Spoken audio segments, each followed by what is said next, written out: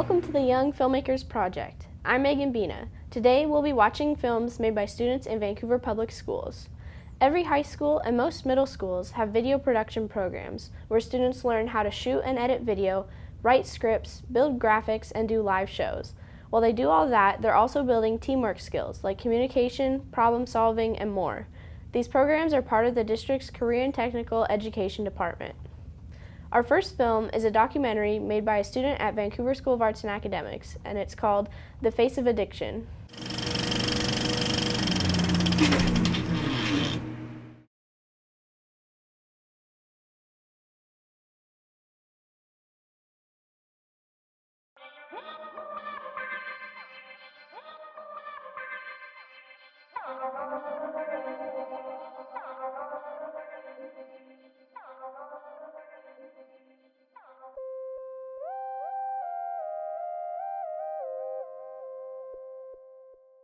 Alcohol is an addiction, as well as cocaine, as well as actually speed can be, and actually marijuana can be. Meth. Gambling. Methamphetamines. And weed, I guess, grass. And why can marijuana be an addiction? Because of the state of being that it puts you in. The state of comfort, the state of peace you might feel, the state of being in another frame of thought can be an addiction. I was in my late 20s. About 16 years old. Well, I drank beer at about 12, 13, 15, chugged my first bottle of wine. Started with scratches. I don't know, I just started buying them. Oh, it was great to, you had that anticipation of, so that adrenaline. I don't know that you win the first time, but you know that maybe the next time you win. Then when you win, you go, wow. And sometimes it's a substantial amount. And you go, I can do this again. And when I would come home from work, my husband, who wasn't working at the time, would have me help the kids with their homework, clean the house, and be the wife. I felt as if I had no support, and I was taking on everything.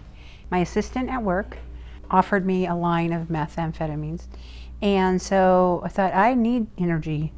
I think I'll give this a try. You know, the people I knew around me all smoked weed, so I just, you know, I wanted to be accepted, I wanted to be part of the guys, so I joined them. Then it progressed to playing the video pokers, and that was fun. And I would get a drink from time to time while I was playing. And I remember one night I won $1,000. That was great. The next week I lost $1,200. That's the way gambling works. I didn't want the drugs to wear off because I needed to be able to keep going. I slept less and less and just quickly did line after line after line after line, day after day after day after day. And suddenly, once I got involved in that lifestyle, I found more and more people who were doing it and was able to come by it very easily. I was using it for about 6 months when I started having issues. By the end of the 6 months, I had actually exhausted our bank account. I was stealing from my family. I went to my mother's house and I stole my mother's jewelry. Things that I would not have ever thought of doing in a normal state, but under the addiction, I didn't care. I started dealing and I helped cook methamphetamine. I felt like I had no reason to get out of it. I spent a year and a half in prison for possession and possession for sale.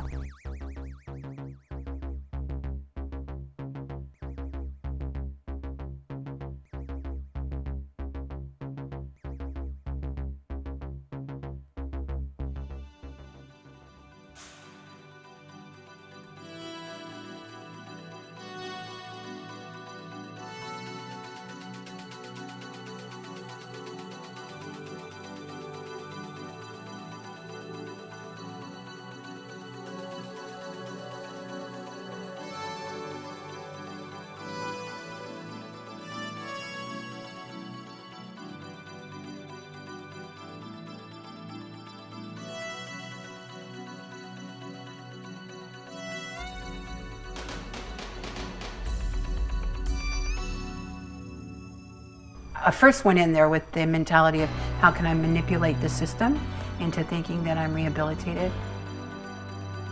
And when the ATM doesn't pay off, you know you're in trouble.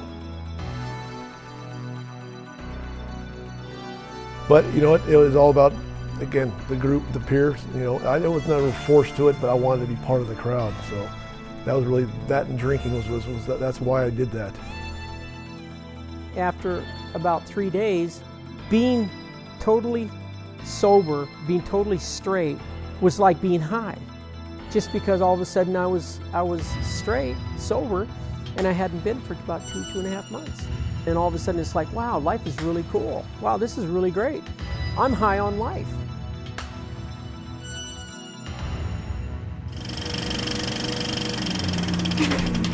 Joining me now is the filmmaker, Emmanuel Gales. Emmanuel, thanks for joining us today. Absolutely. So, care to tell us why you chose to create a documentary for this subject matter? Just addictions in general have really interested me, especially over the past couple of years. I know living here in the greater Portland area, we live in one of the most homeless areas of the United States.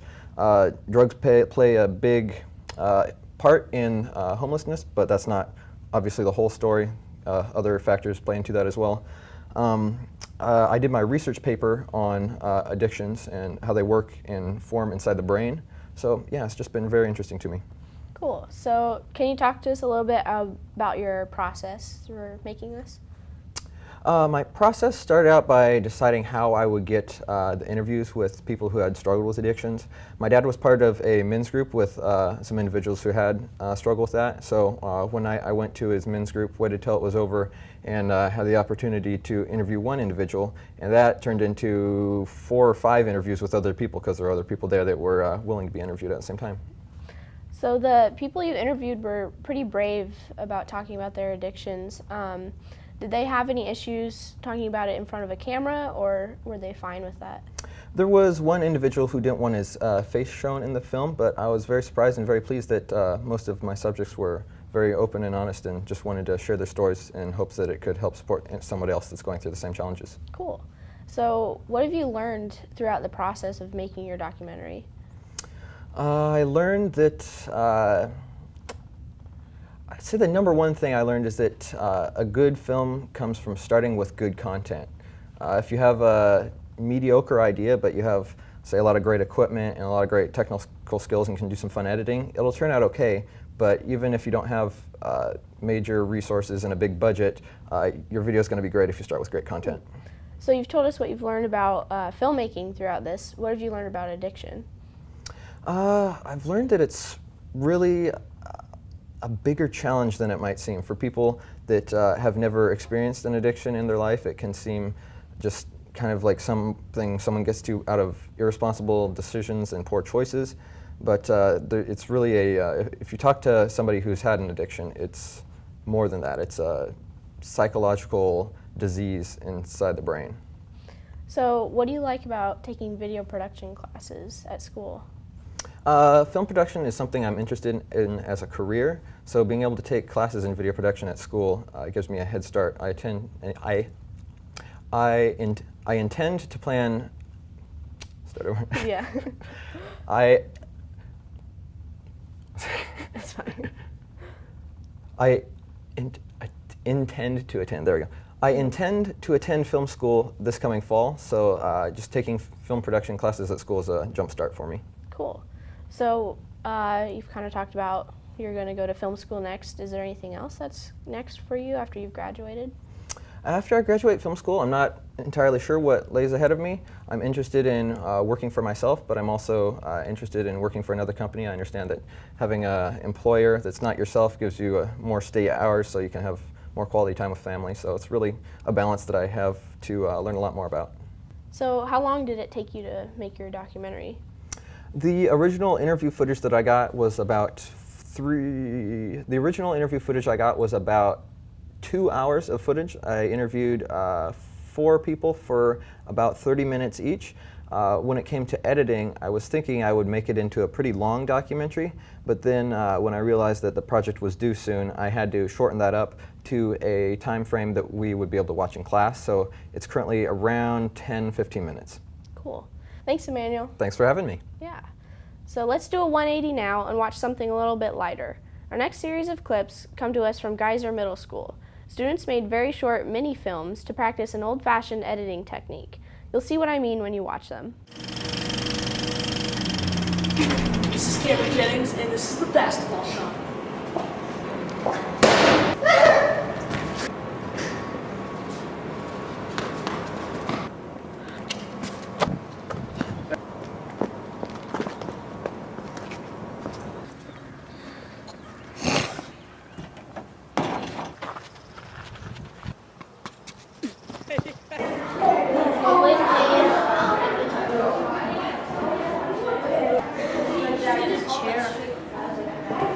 Ready or not, here I come.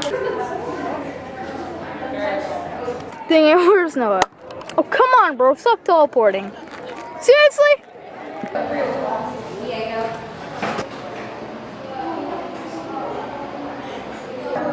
And I'm sure you got some headphones. Huh, that works. What does Jack use? Oh, hi! Me too, I like your shoes also.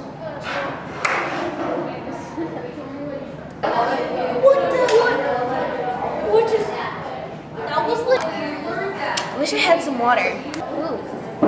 Oh, I'm gonna do it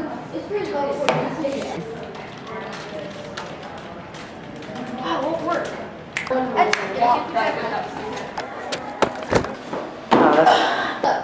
Oh shoot, the teacher's coming. Man, I'm late for her to eat. Better. Do you want to see our video? I'm gonna prank her.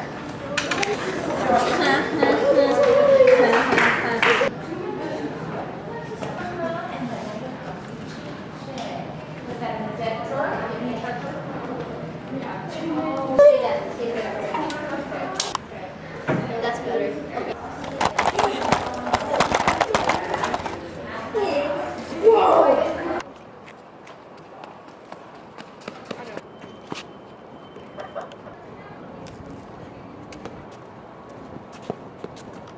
Hey.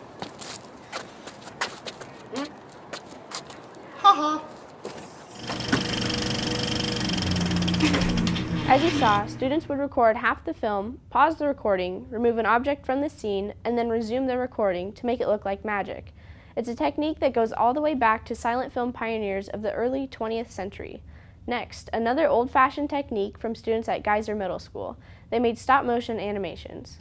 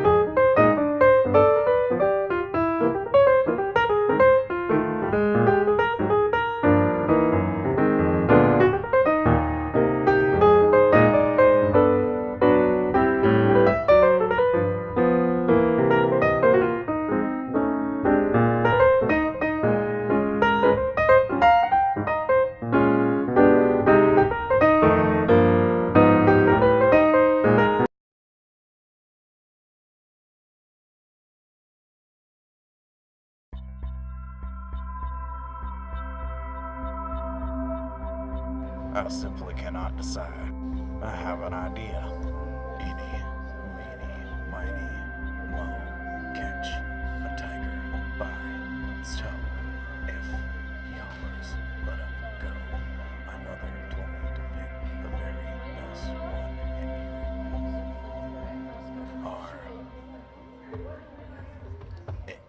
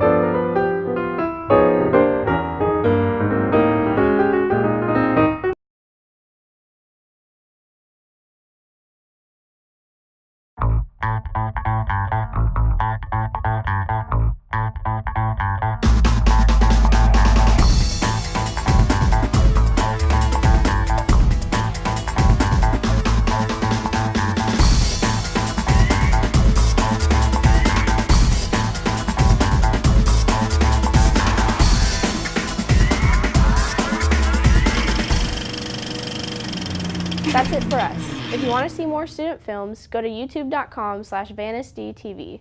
Just look for the Young Filmmakers playlist. Thanks for watching the Young Filmmakers Project. Until next time, I'm Megan Bina.